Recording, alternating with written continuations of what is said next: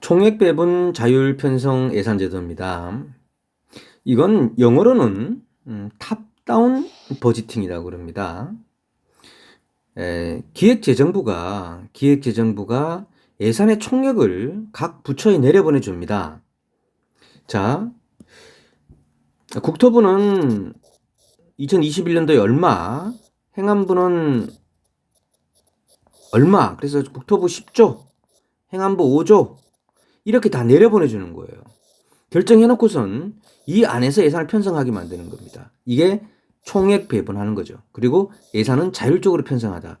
그리고 기재부가 돈을 명쾌하게 내려주는 거니까 탑다운 버지팅이에요. 굉장히 큰 장점이 많이 있겠죠.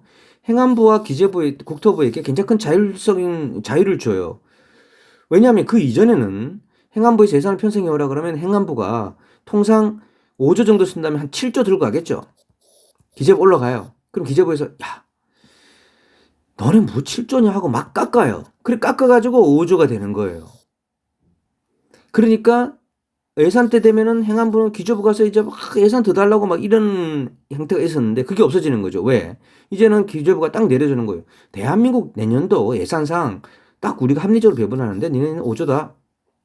총액 배분을 하는 겁니다. 그러면 이 안에서 자율편성 예산을 하게 되는 거야. 지금 우리나라가 이 제도를 시행하고 있습니다. 봅시다.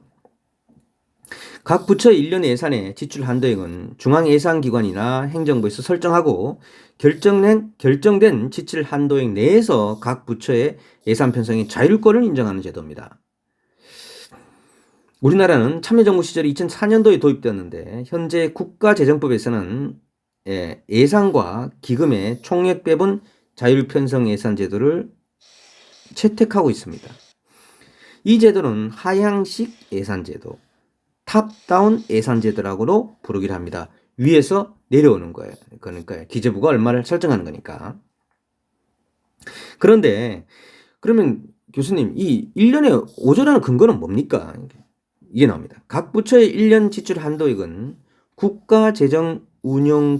국가재정운영계에서 미리 정한 금액을 기초로 결정되므로 총액 배분 자율편성 예산제도는 국가재정운영계획이 전제되어야 된다. 국가재정운영계획이 뭐냐? 여러분 책 346쪽에서 하나의 문제로 하나의 절로 배웠습니다. 국가진 우리나라의 장기적 운영 계획입니다. 자, 찾아보시기 바랍니다. 기획재정부 장관이 매년 3월 31일까지 예산안 편성 지침과 기금 운용 계획안 작성 지침을 작성 지침에 이 지출 한도를 총액을 내려보냅니다. 기획재정부 장관이 예산 편성 지침을 내려보낼 때 이 총액을 내려보내게 됩니다. 총기배분 자율편성 예산제도는 재정분권화를 강조하지만 국가재정운용계획을 기초로 하여 결정된 지출 한도 내에서 부서의 자율성을 인정하므로 하향식 예산제도이다. 재정분권화도 강조해요. 왜? 자율성. 근데 또 하향식 예산제도. 이 재정분권화와 하향식이라는 두 개를 절묘하게 맞추기 위해서 노력한 겁니다. 봅시다. 그러면 어떤 특징이 있느냐? 국가의 전략적 재정계획과 연관한다. 내년도에 얼마를 편성하기 위해서는 이렇게 했죠. 자, 예를 들어서 봅시다. 이명박 정부가 들어왔을 때는 뭘 했어요, 여러분? 4대강 한다고 딱 명쾌합니다. 국가재정운영계획에 이 돈 다 줄이고 자, A 부서 몇 조, 여기 몇 조, 우리가 4대강 한다는 명확한 있고 녹색 성장을 한다. 이런 명쾌한 목표에 따라갑니다. 문재인 정부 들어와서는 또 어떤 게 있을까요? 에너지 전환이다. 그래서 태양광이나 그런 에너지에 많이 투자한다. 이렇게 돈의 투자를 설정하고 돈을 배분하는 거죠. 그래서 국가의 전략적 재정계획과 연계되는 겁니다.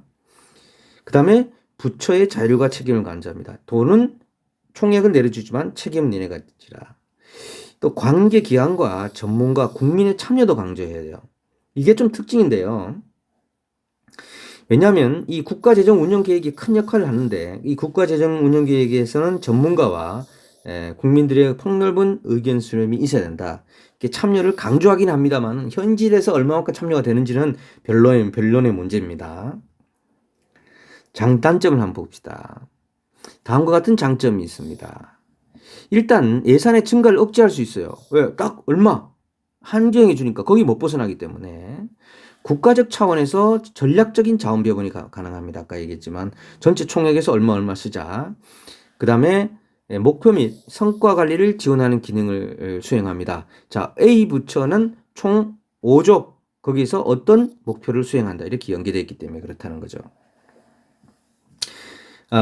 이제 근데 우리나라에 단점도 있습니다. 예, 실제로 이 단점에 대한 제가 이 논문들을 주로 갖고 왔는데 보시면 기획재정부의 미시적이고 직권적인 재정 통제가 여전히 남아 있다는 거죠.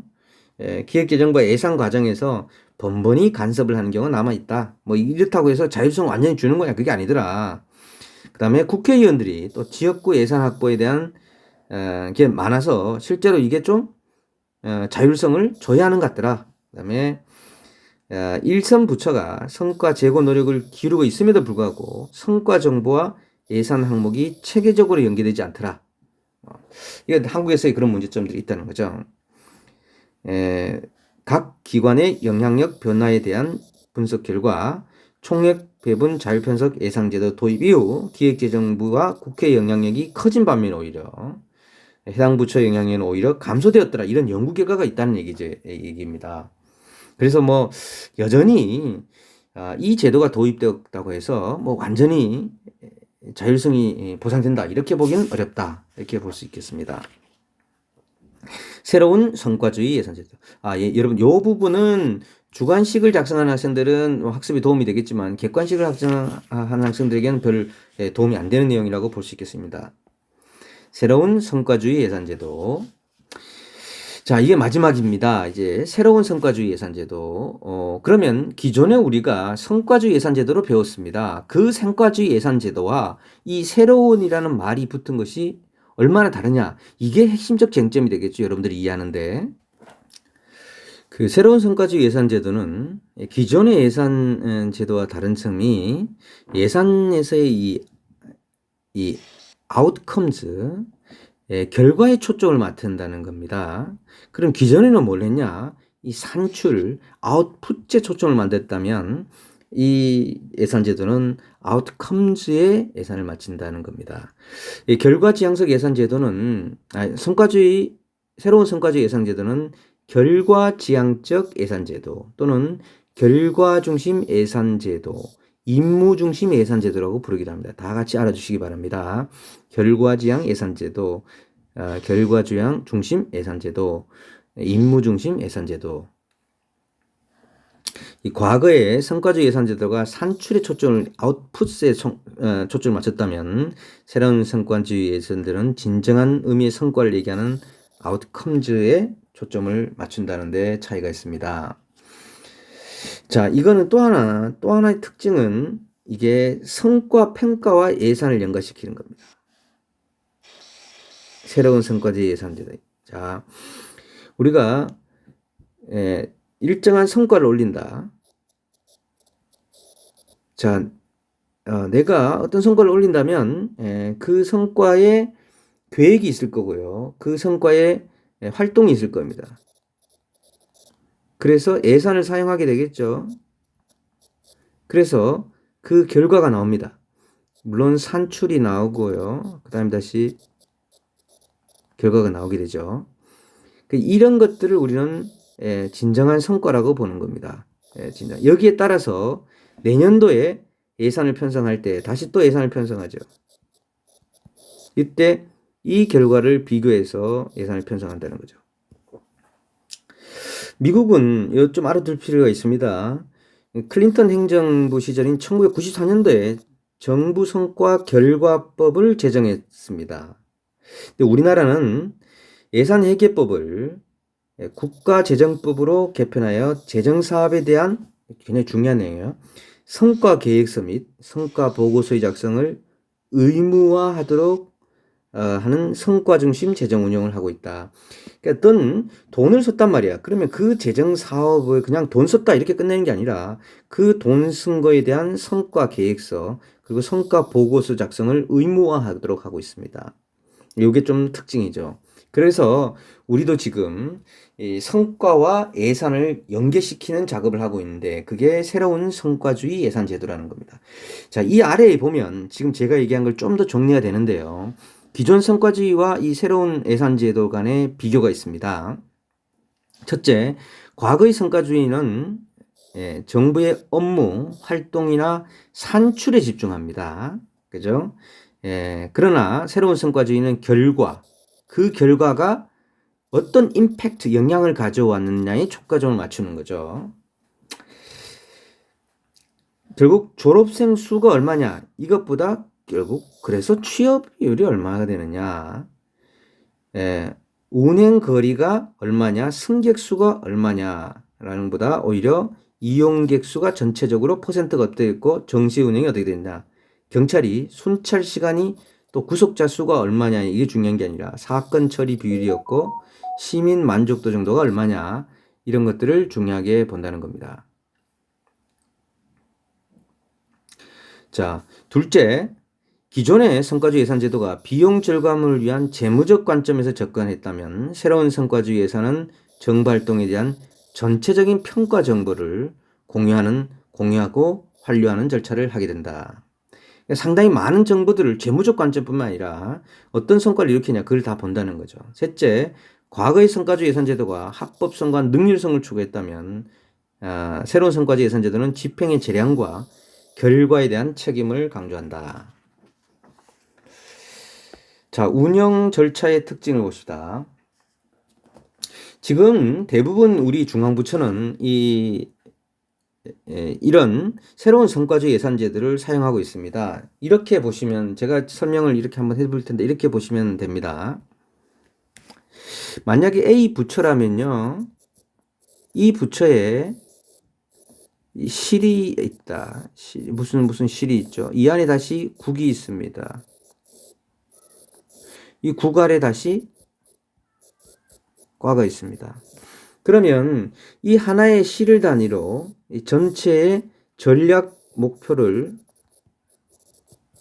뭐 몇 개를 설정합니다. 하나, 둘, 세 개 정도 설정한단 말이에요. 그러면 이 A라는 전략 목표를 달성하기 위해서 다시 하위 목표를 설정합니다. 이 하위 목표를 달성하기 위해서 구체적인 실행 목표라든가 제목은 다르지만 다른 계획을 설정하게 됩니다. 이 실행 계획에 실행 목표에 맞춰서 예산이 배분이 되는 거죠. 그래서 그 정부 도대체 이 부처가 일을 잘했느냐 안 했느냐는 이 예산을 보기 이전에 이미 이 전략 목표를 보고 이 하위 목표를 보고 실행 목표가 실현이 되느냐 안 되느냐를 보는 거예요. 이걸 보는 것과 이 예산이 제대로 쓰였냐를 같이 본다는 거죠. 그러니까 과거에는 예산만 봤다는 거죠. 이 예산만 보고 돈 얼마 썼네 이렇게 하는 게 아니라 또 별도로 성과 냈네 이거만 보는 게 아니라 성과 냈네 이거 했네 그럼 돈 얼마 썼어 같이 이 두 개를 연관시켜서 보는 게 새로운 성과주의 예산 제도라는 겁니다. 네, 여기에 이 운영 절차를 제가 사례를 들었는데요.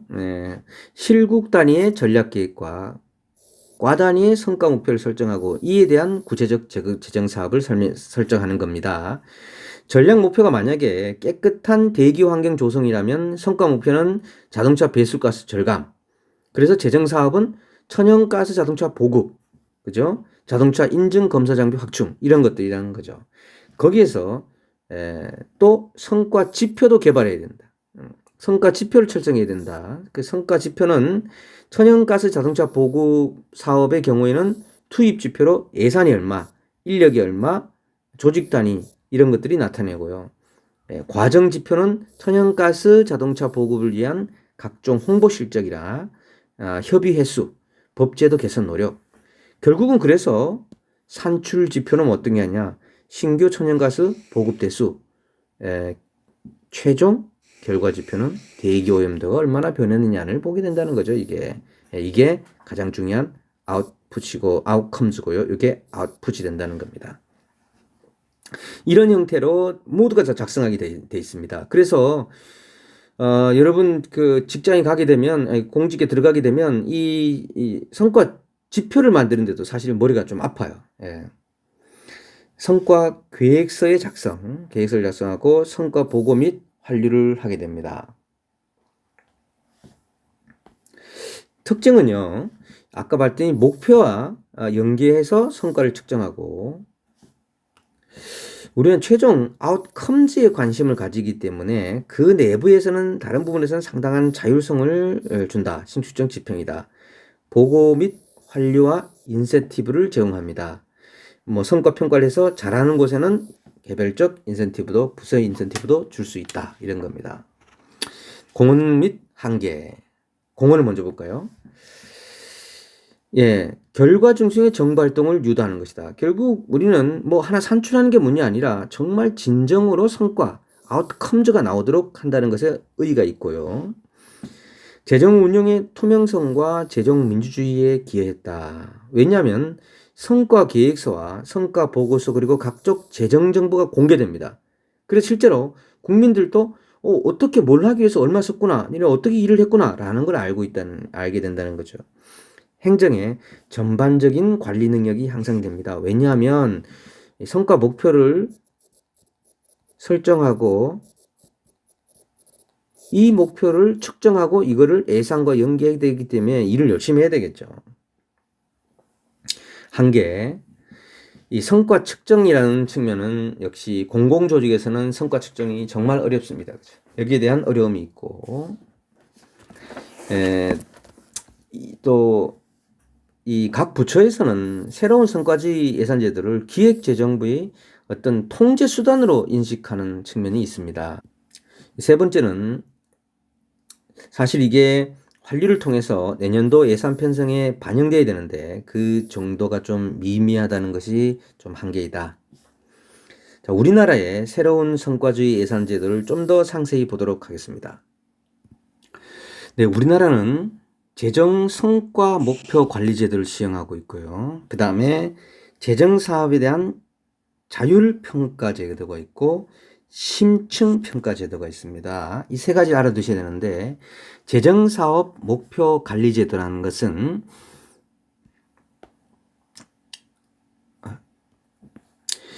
A라는 사업을 위해서 이 부처에서 500억이 투자되는 사업이 있단 말이죠.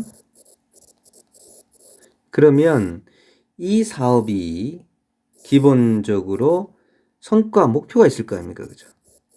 이 사업을 예산을 달라 그럴 때 있을 거 아니에요. 이 선의 성과 목표가 있고 이 목표를 달성했다는 걸 측정할 수 있는 지표가 있을 거 아니에요. 그죠? 요런 내용들이 이게 성과 계획서예요. 우리는 이 사업을 하기 위해서 우리 부처는 A 사업을 위해서 이런 목표를 가지고 이 활동에 우리가 한다면은 이걸로 우리가 측정을 하겠다는 걸 만들어서 이걸 해서 이게 들어가는 게 성과 계획서거든요. 이 보고서, 이 계획서를 작성을 해서 이 계획서를 예산을 올릴 때 국회에 제출해야 돼요. 그 다음에 결산을 할 때는 이 성과에 대한 보고서를 함께 제출해야 됩니다. 이게 재정성과 목표 관리제도입니다. 이 재정에 대한 성과 목표와 그 목표를 측정할 수 있는 지표를 개발해가지고 그걸 계획서를 만들고 그거를 예산과 함께 국회에 제출하고 그 계획서에 다 나온 이 지표 측정이 나올 거 아닙니다. 자, 그럼 500억이다. 그 지표 측정 나오고 그 결과 보고서, 그 성과 보고서는 결산을 할 때 제출해야 된다. 이게 재정성과 목표 관리제도입니다. 재정사업의 성과 목표와 이를 측정할 수 있는 성과 지표를 설정하고 성과 지표의 목표 달성치 달성 여부를 평가하는 겁니다. 각 부처별로 이 성과 기획서와 성과 보고서를 작성하게 됩니다. 그래서 성과 계획서는 정부 예산안이 국회 제출 시에 첨부 자료 제출하고 성과 보고서는 국가 결산 보고 시에 국회에 제출해야 되는 게 있습니다. 그 다음에 재정사업 자율평가와 심층평가라는 게 있는데요. 이겁니다. 좀 전에 제가 말씀드렸죠. 우리가 이렇게 해서 하나의 500억 투자 사업에 대해서 이렇게 해서 국회에 제출한다 그랬습니다. 그런데 이런 사업이 많으니까요. 이 사업을 누가 실제로 더 상세히 들여다보라 말이에요. 이거를 좀 그냥 이렇게 보고서만 막 써내지 말고 그래서 먼저 누가 들여다보냐 자율적으로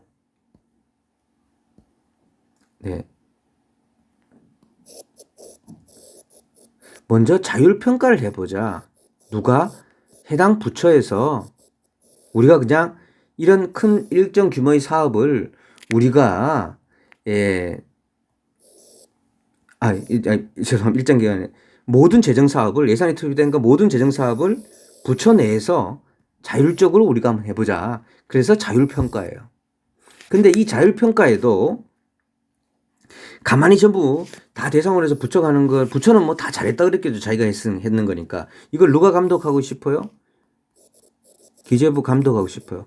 그래서 기재부도 여기 가만히 안 놔두고 어떤 감독을 했냐면 여기에 자율에다가도 핵심 사업이라 그래서 이건 기재부가 직접 하겠다 그래요. 왜 그러냐면 기재부는 어떤 데 관심이 있습니까? 지금 이 정부가 항상 정부는 있습니다. 대통령이 바뀌면 그 정부가 원하는 핵심 사업이 있을 겁니다. 그죠?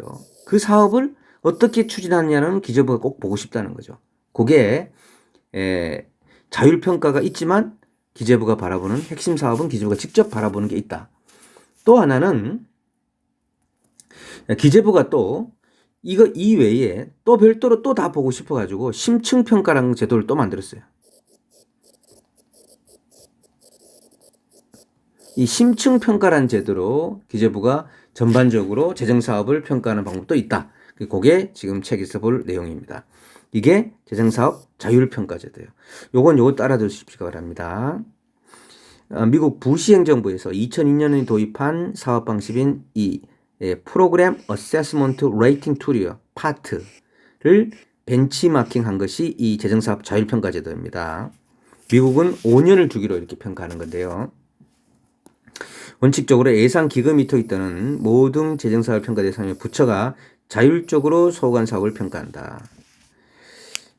그래서 부처가 자율적으로 하는 평가라는 사업이다. 근데 기재부가 과거에는 메타평가라는 방식으로 해서 하다가 요즘은 핵심 사업이라는 이름으로 기획재정부가 별도로 사업을 선정하여 직접 평가 분석하는 여지도 남겨놨다. 재정사업 자율평가제도.